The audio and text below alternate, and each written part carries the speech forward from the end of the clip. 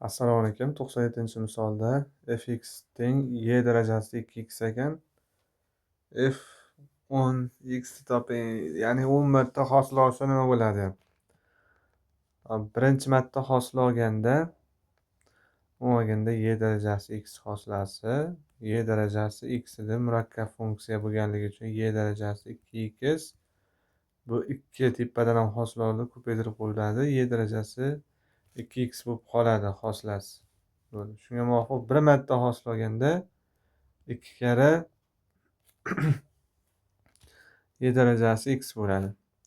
Endi yana shundan hosil olsa, ikkinchi marta hosil olsa 2 ko'paytirilgan yana 2 y darajasi 2x hosil bo'ladi. 3 marta hosil olsa, yana shundan hosil olsa 2 karra 2 karra 2 y darajasi 2x bo'ladi.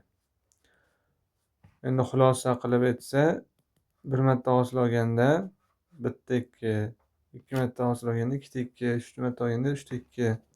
Yani shu tariqa 10-chi marta hosil olganda 2 ni 10-chisi ko'paytirilgan y darajasi 2x bo'lar ekan degan xulosaga kelamiz.